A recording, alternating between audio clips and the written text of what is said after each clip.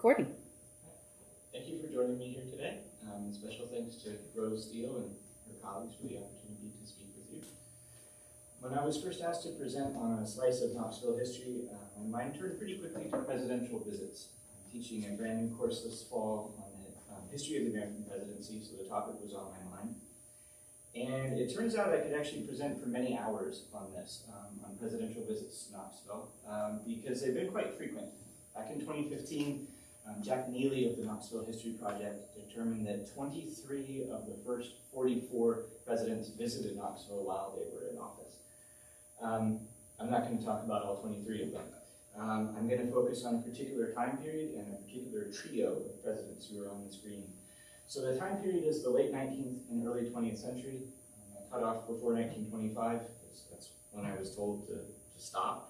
And I start after the Civil War because there were comparatively few presidential visits to Knoxville before the conflict. Probably the most infamous episode involving a future president was Andrew Jackson's 1803 encounter with John Sevier, but that took place 2 decades before Jackson ever ran for the presidency.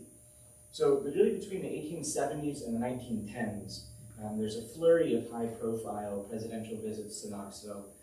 And we might think of that period as a kind of golden age for presidential receptions, tours, and speeches here in Knoxville. And you might be wondering why.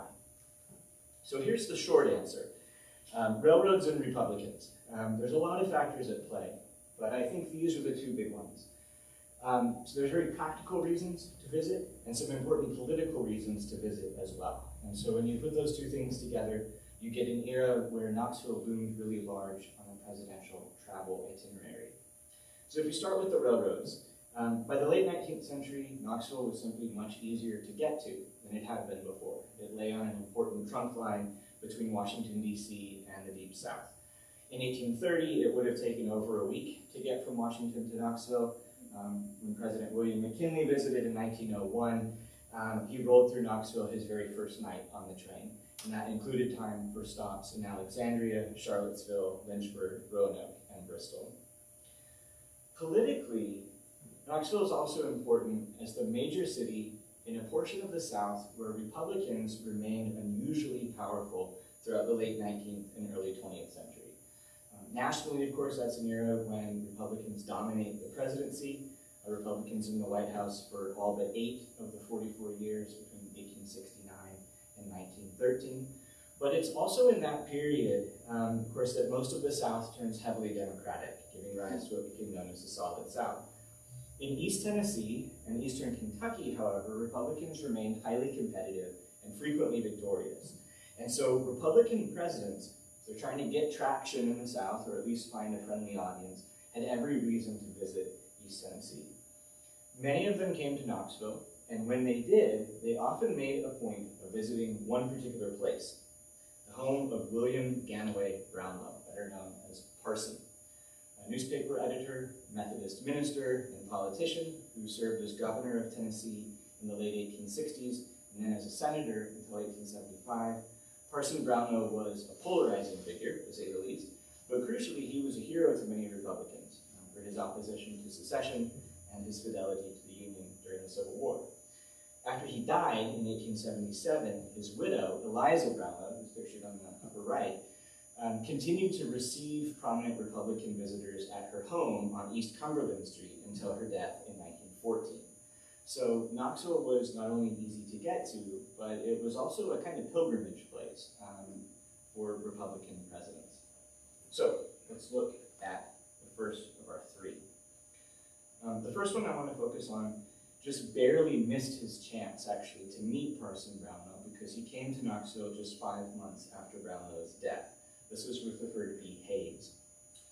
In a lot of respects, Hayes was kind of the archetypical late 19th century president. He was a heavily bearded Republican. He had served in the Union Army. He came from a northern state that had a lot of electoral votes. He was born in Ohio in 1822, graduated from Kenyon College at the top of his class, and then received a law degree from Harvard. He returned to Ohio to practice law, and in 1852 married Lucy Ware Webb, a deeply religious woman, a moral reformer. She's into temperance, abolition, and other kinds of reform movements. And she kind of helped Hayes to become more politically active. He joined the very early Republican Party and entered public service in the late 1850s when he served as solicitor of the city of Cincinnati. After the Civil War began, you can see him in uniform there. He is commissioned as a major in the 23rd Ohio Infantry, and during his 4 years of service, saw action in Western Virginia, and then in the Shenandoah Valley Campaign in 1864. He was wounded 4 times, earned several promotions, and ended the war as a brigadier general. Now, like a lot of veterans with political ambitions, Hayes is able to kind of parlay his service record into a political career. He served a term in Congress, and he served as governor of Ohio, and then he thought he had retired from politics in 1872. But as Republicans scrambled to recover from the scandals of the Grant years, they called him back into service. He returned to the governor's chair in 1876, and then is nominated to run for president later that year. Now, if you know anything about Hayes, you probably know that he came into the presidency in one of the most convoluted and bitterly contested elections in U.S. history. He went to bed the night of Election Day thinking that he had lost to the Democratic candidate, Samuel Tilden, but there are disputed returns in 3 southern states, South Carolina, Louisiana, and Florida, that produced competing slates of electoral votes, left the presidency up for grabs well into 1877.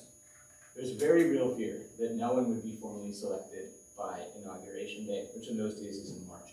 There was also deep fear of violence. You can see on the upper right part of the screen a political cartoon alluding to the calls of Tilden or blood that are coming from some quarters.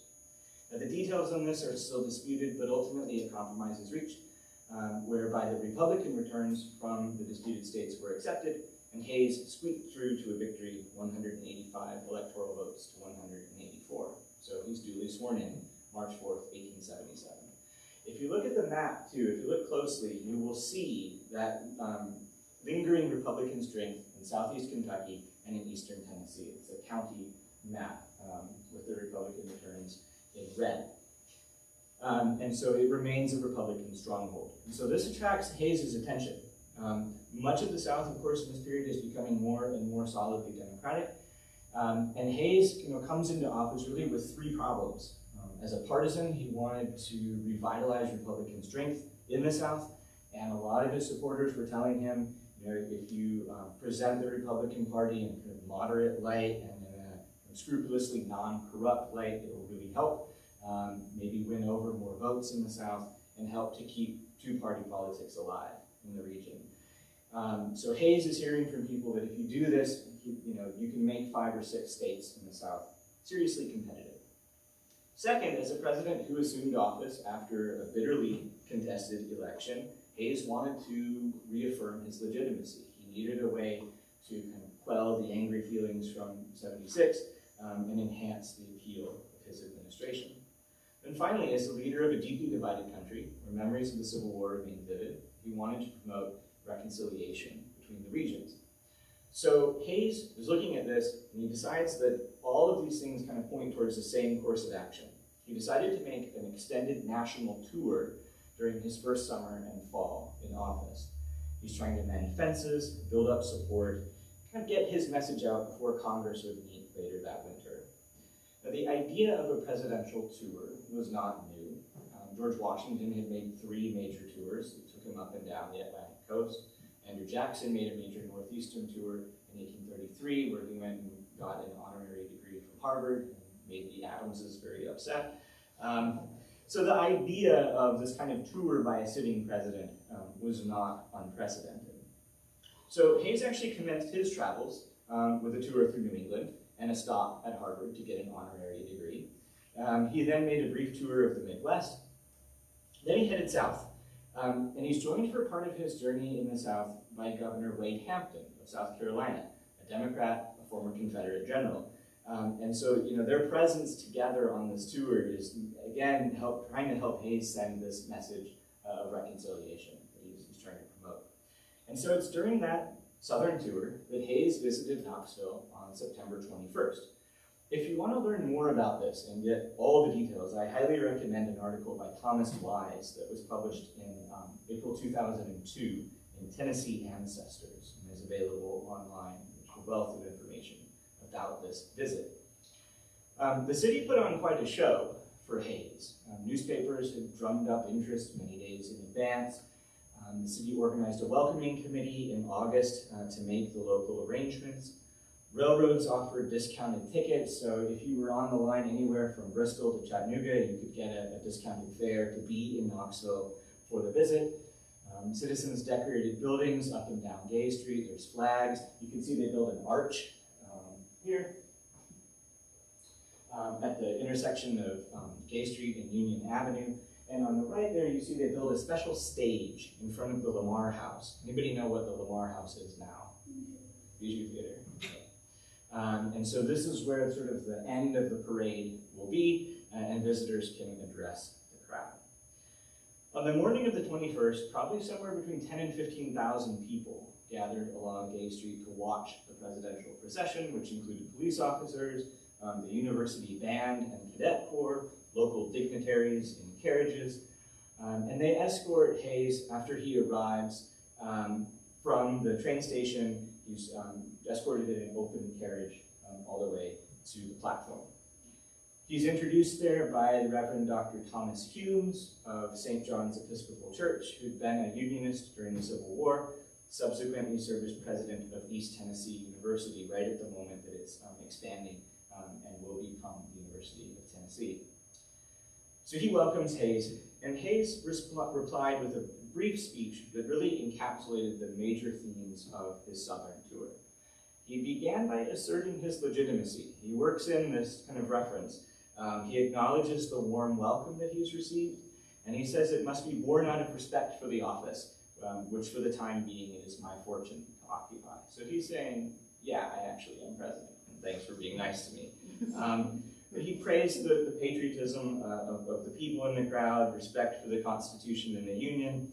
And then as you see on the screen, he notes, as he's looking out at who has welcomed him, it included Republicans and Democrats, Black people and white people, Union veterans, former Confederates, and he's pledging that the federal government will in turn respect and uphold the rights of all, and that while there might be profound differences over policy, that they all should unite in determination to preserve the Union. After the speech, Hayes attended a reception at Lamar House. There's lunch, there's a meet and greet with local notables. He then went on a tour of the city, back to Lamar House for a formal dinner, and then a dance at a very carefully chosen home, the home of a former Confederate colonel, Charles McGee. So again, he's trying to kind of reach across the lines here of the war. Afterward, Hayes reboarded his train and departed for Atlanta. Now, this visit, like the rest of Hayes's Southern tour, had kind of mixed results. On the one hand, he clearly really enjoyed his time here in Knoxville. A local citizen said that he hoped that Hayes would fall in love with our city, and Hayes responded by saying, "I think your desire is accomplished." He also succeeded in speaking to a wide range of people. He's socializing very deliberately with Unionists and Confederates, but all throughout the visit, there's an undercurrent of criticism. When Hayes was giving his public remarks, he kept being interrupted by people who shouted, "Hurrah for Tilden!" And thank you for not doing that. And well, Hayes, he tries to kind of respond lightheartedly. He says, "Oh yeah, we believe in the freedom of speech." You got a laugh from the crowd for that, but it suggested the kind of limits of his bipartisan appeal. So I think while Hayes believed that his Southern tour was a success, it really didn't accomplish everything that he had wanted. Outside of the Appalachian region, the Republican Party will continue to shrink.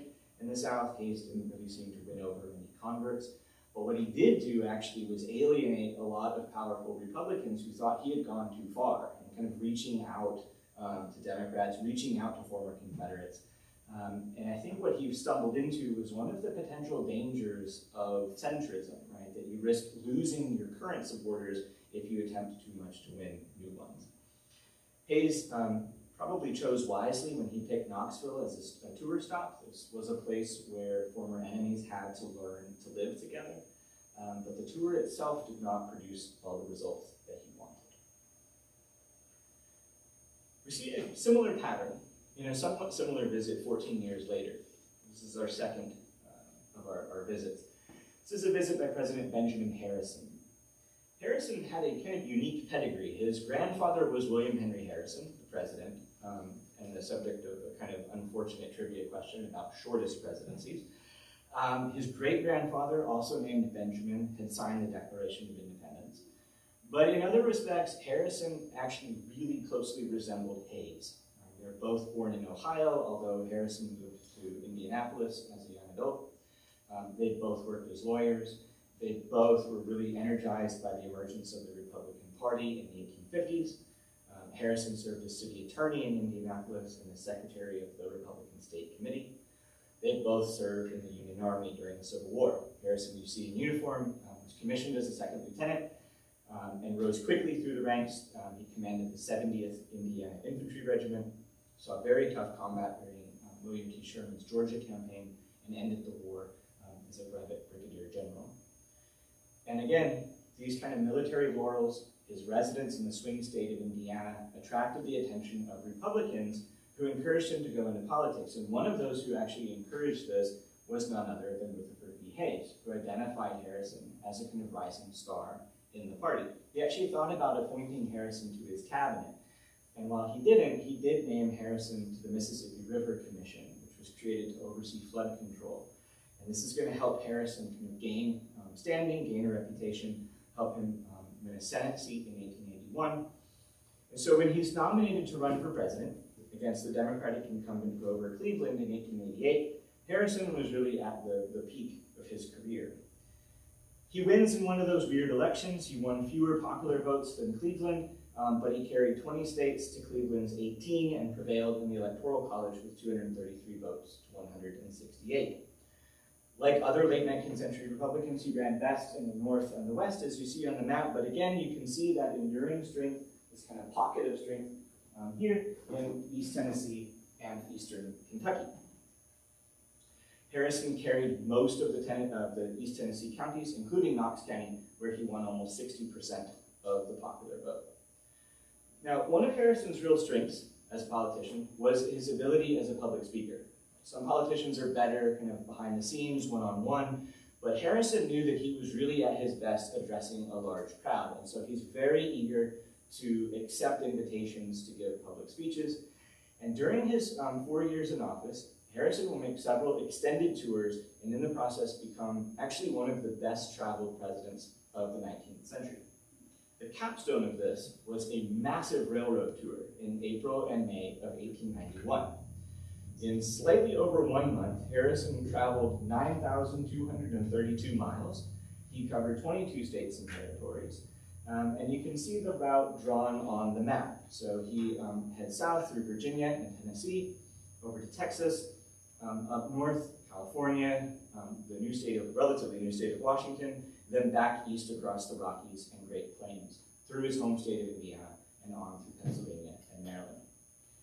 Harrison's accompanied on this trip by his wife Caroline, some of their grown children and their families, aides, secretaries, journalists. It's quite an entourage. They traveled in a special 5-car train. You can see the locomotive on the left there is all decorated. And it was widely reported to be a very luxurious kind of accommodation. The president and first lady had their own car with its own drawing room and bedroom. And at a time when a lot of Americans are really thinking a lot about corruption, they're thinking about kind of cozy ties between big business and the government, there's all kinds of rumors about who actually paid for the train car. There's a rumor that Leland Stanford, the railroad baron and then senator from California, had paid for this all out of his pocket. But Harrison, despite this kind of some lingering resentment of the train car, generally gets a pretty warm reception. You can see on the bottom left there's a reception for him in Salt Lake City. Welcome to our president's sign. Now, depending on where he stopped, Harrison will talk about very different things. In some places, he directly addresses major policy issues. In Nebraska, for example, he focused on the then highly controversial issue of currency and the gold standard. But during the southern leg of the trip, he tries to play it safe. And like Hayes before him, really tries to focus on themes of regional reconciliation and a kind of broad but vague kind of appeal for economic development. And that's what you get during his speech here in Knoxville. So because of the speed of train travel, Harrison reached Knoxville on the very first evening of his journey. He departed Washington just after midnight on April 14th. He stopped in Roanoke to give the first of the roughly 140 speeches that he would deliver throughout the journey. And he stopped a few other times in Bristol and Johnson City and some other places. But he arrives in Knoxville around 6 p.m. Now, Knoxville's Chamber of Commerce had formally invited Harrison to tour the city, so they knew he was coming over a month in advance. Local papers gave the visit extensive coverage. They published images and biographical sketches of the people who were in his traveling party. And they organized a festive reception that somewhat resembles the one given to Hayes 14 years before. So they decorate all the buildings along Gay Street with flags. They assemble carriages at the train station to carry Harrison and the entourage. People line the street to watch the procession. But then they do something different, and they actually visit Fort Sanders, which at this point still kind of looks like Fort Sanders. It doesn't look like it does now. You can see on the right there had just been the previous year a veterans reunion there. So for Harrison to come in, he's a Union veteran, and he goes straight in to visit the site of a fierce battle from 1863, and also the site of a recent veterans kind of reunion. So Harrison has to kind of play it safe in this speech, and that's exactly what he did. You can see the quotation from the speech on the screen, where he kind of is praising the bravery of both sides, the attackers and the defenders in the battle, and then saying, but we'll never do this again. We'll never be stained by blood. One people, one common love of one flag and one constitution. Then he hopes for permanent peace and prosperity. After these remarks, he circles back to Hackey House, which is pictured on the left. This was a hotel that was at the corner of Gay Street and Clinch Avenue, where Hyatt Place now stands. Harrison goes in, goes out on a balcony on an upper floor, and gives a longer speech to the crowd assembled below. And again, these themes of regional reconciliation, respect for the law, and shared material progress. He then attended a reception at the home of Edward J. Sanford, an industrialist and financier and Republican. He had known Person Brownlow during the war, and at that point is in the process of investing a lot in the region's industrial and banking infrastructure. Sanford was director of a railroad. He was president of the Knoxville Woolen Mills. He was a founder of the Coal Creek Mining and Manufacturing Company. So he's kind of a natural friend of Harrison. They share a party loyalty. They share an economic vision. And so again, Harrison's kind of leaning into the economic development theme. However, this actually is becoming a much more controversial thing, provoking a lot more debate and controversy. Across the West and the South, the People's Party, better known as the Populists, are rising in popularity, criticizing the power of big business, demanding reform designed to help small farmers and laborers.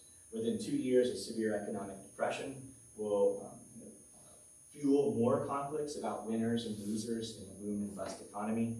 And those issues are going to remain significant after the turn of the 20th century and help to set the stage for the third and final visit that we'll talk. The visitor here is Theodore Roosevelt, 26th President of the United States, and really arguably one of the architects of the modern presidency. Roosevelt, of course, is a Republican like Hayes and Harrison. He also has a military record, although unlike them, he'd been too young to fight in the Civil War. Born in New York in 1858, Roosevelt did his bachelor's degree at Harvard, studied at Columbia Law, but dropped out. While still in his 20s, he was elected to the state legislature, where he served several terms. Then he moves west and reinvents himself as a rancher in Dakota Territory before returning to New York and re-entering politics. So Roosevelt campaigned hard for Harrison in 1888, was rewarded with an appointment to the U.S. Civil Service Commission. Then he goes on to just a series of positions. He's New York City's police commissioner, he's assistant secretary of the Navy. He, in his famous Rough Riders fight against the Spanish in Cuba, this really makes him a celebrity. Becomes governor of New York, and then by the time he's tapped as William McKinley's running mate in 1900, Roosevelt's really one of the Republican Party's brightest stars. When an assassin's bullet took McKinley's life in 1901, Roosevelt reached the presidency. Now, as president, Roosevelt liked to address people directly. A lot of political scientists will tell you that he pioneered the technique what they call going public, making direct appeals to voters in order to put pressure on Congress to pass legislation that he wanted. And so because this is his preferred strategy, he traveled a lot during his presidency, and he actually visited Knoxville several times between 1901 and 1909. On one visit, September 1902, he arrived amid a ferocious rainstorm. Like today, it's a perfect day to talk about this, but people still turned out to see him. He responded with a very, very short speech. He basically praises the people of East Tennessee for their long history of military valor, their recent industrial development. So he's hitting some of the themes that Harrison had hit. He also stopped in to see Eliza Brownlow at her Cumberland Avenue home. And you can see on the map that people in this area returned the admiration. When Roosevelt ran for the presidency in his own right in 1904, he secured the traditionally heavy Republican support in East Tennessee. He won over 55% of the vote in Knox County. But the visit I want to focus on today did not take place while Roosevelt was president, but later, when he was seeking to recapture the presidency as a third-party candidate in 1912. Roosevelt is not the first ex-president to make a presidential bid. Grover Cleveland, of course, had successfully returned to the White House by defeating Benjamin Harrison in 1892. Before that, Millard Fillmore and Martin Van Buren had both tried but failed to reclaim the presidency by running for third parties. But Roosevelt's effort came in the midst of the colorful and very consequential presidential election of 1912, and his message seems to have gained significant traction in East Tennessee, so it's worth taking a look. Back in 1908, Roosevelt had fulfilled his pledge not to run again. Of course, there's no constitutional amendment barring him from trying, but the two-term tradition was still strong, and Roosevelt stepped back to let William Taft win the Republican nomination and the presidency. Roosevelt stayed in the public eye, though, and he actually made another visit to Knoxville in 1910. He came here to visit and attend the Appalachian Exposition, where he spoke for 45 minutes to a crowd of about 10,000 people. But at the same time, Roosevelt's also growing more and more dissatisfied with Taft's presidency. Roosevelt and fellow self-named progressives within the Republican Party wanted to promote an agenda that then seemed quite radical. They wanted to restrain the political power of large corporations, keep corporate money out of political campaigns, impose a federal income tax to pay for unemployment insurance, disability insurance, pensions for the elderly. They want to regulate the stock market. They want to set a standard 8-hour workday. They have this ambitious agenda. Taft doesn't seem to be doing any of these things, and in fact, his wing of the Republican Party seemed pretty happy with his presidency. So the stage is really set for a showdown between Roosevelt and Taft for the Republican nomination in 1912. Roosevelt stumbles a little bit. He kind of plays hard to get for a little bit, delaying announcing his candidacy until January of 1912. So he loses some time to try to build momentum against Taft, the incumbent, before the Republican convention in June.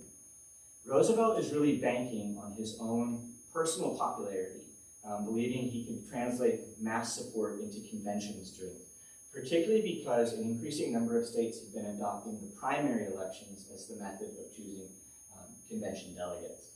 It's not standard yet in the way that it will be later, but in the states that had adopted the primary, Roosevelt does quite well. He actually wins 281 delegates to Taft's 71 in those states. But most states still chose them through state conventions, and that was the key to Taft's strategy, because that allows him to use the power of an incumbent to kind of pull people back and stay loyal to him. So he racks up delegates and dominates the convention. Roosevelt and his supporters are mad. They argue that the state conventions give party bosses too much power. They point out that a lot of Taft's delegates came from states that a Republican had not won in many decades, particularly those in the South. But even when Roosevelt shows up personally at the convention, he still can't kind of push over the top. And so Taft is nominated, and Roosevelt breaks from the party. He announces the organization of a new progressive party that would back his candidacy. And when Roosevelt told supporters that despite losing at the Republican convention, he still felt strong as a bull moose, the new progressive party gained a nickname that would stick, the Bull Moose Party. So the 1912 race quickly became very complicated and very fascinating. You have Taft, the incumbent, running atop the Republican ticket. but the party is badly fractured. You have a former president in Roosevelt and the Progressive Party mounting a serious challenge. The Democratic candidate, Woodrow Wilson, is sensing an opportunity. The Republicans are divided. He thinks he can become only the second Democrat and the first Southerner to be elected to the presidency since before the Civil War.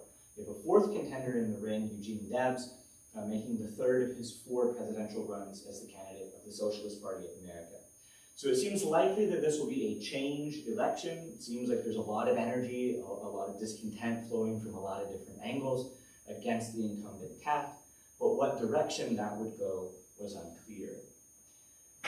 For a lot of the campaign, Roosevelt and Wilson are really going head-to-head, seeking support from a broad group of voters who favor some kind of progressive reform, but were not as radical as Debs, but didn't like Taft.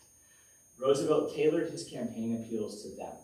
He argues that both of the major parties are beholden to party bosses, that only a bull moose could really kind of shake things up. Wilson offers a new freedom agenda. Roosevelt counters with a new nationalism program that included things like campaign finance reform, insurance for the elderly, women's suffrage, direct election of senators, more democratic involvement through things like the referendum and the recall election. So to get his message out, Roosevelt spends the fall traveling the nation by rail. And it's on this campaign tour that he comes to Knoxville right at the end of September. And you can see here in the newspaper coverage on the left, there's a lot of excitement around Roosevelt's campaign stop. Every Roosevelt speech was an event. He's a fiery personality, he has a long history of popularity in the region, he has a combative message, he's making this weird kind of third-party bid. And so it meant that his East Tennessee visit would be a headline event, and the bull moose did not disappoint. Roosevelt's train rolls into Knoxville around 2 p.m. on Monday, September 30th. He was escorted by local supporters to the Hotel Imperial, which stood at the former site of Hattie House, where Harrison had spoken. They keep seeking the same venues. Roosevelt rested there for a while before giving 2 speeches at the Knoxville Auditorium, one in the late afternoon and the other around 7:30 p.m. Now, political news was fairly partisan then, and depending on which newspaper you read, you will get a very different account of what Roosevelt's speeches were like. Hostile reporters described him as frothing at the mouth, perverting biblical scripture and abandoning his old political principles. Friendly reporters praised his speech. They recalled his previous visits to Knoxville. They recalled that he had paid homage to Eliza Brownlow, and they present him as a local favorite. Not a favorite son, but certainly a favorite guest. However they were described, Roosevelt's Knoxville speeches stuck to his core themes, and you see on the right there a quotation from one of them. He's attacking the power of big business and party bosses that he argues are threatening the vitality of the Republic. A new party was needed. It would speak for the people. It would deliver the political and economic reforms that would safeguard liberty and prosperity. And you can see on the map, the county level map, that a lot of people in East Tennessee liked what they heard. The counties in green are the ones that Roosevelt carried. Those in the kind of peach color went for Taft, and those in blue went for Wilson. You see that Roosevelt carried a lot of the region's traditional Republican strength with him over to the Bull Moose Party. He narrowly lost Knox County to Wilson, who won with a plurality of about 41%. Roosevelt comes in a close second, about twice as many votes as Taft, and he only lost to Wilson by 131 votes out of around 10,000. You see that most of the surrounding counties went for Roosevelt. And in fact, his best performance in any county in the nation was actually in East Tennessee. He won over 3/4 of the vote in Scott County. Now, Scott County, you know about Scott County, has a long history of what you might call political independence. In 1861, it has a stronger anti-secession vote than any other Tennessee county, and subsequently resolves to secede from the state and from the Confederacy. 51 years later, it's kind of leading the Bull Moose Stampede. So, what does all this mean? I think that presidential visits to Knoxville can actually tell us as much about the city and the region as about the presidents themselves. Because I think in the stories of these visits, you see a place that's deeply divided by the Civil War. You see a place where partisan competition remains vibrant. You see a population characterized by an independent streak, a place where a lot of things seem possible: post-war reconciliation, economic growth, a third-party presidential bid, among other things. I think you see a place where both the promise and the perils of progress are clearly visible, and where presidential visits enable powerful visitors to imagine the future. Thank you.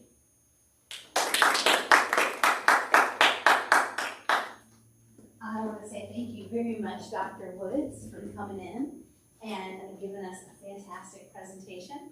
I want to say thank you to everybody for coming out today. We really appreciate it. Some of you braved some very severe weather, so thank you so much, everybody. Have a great evening.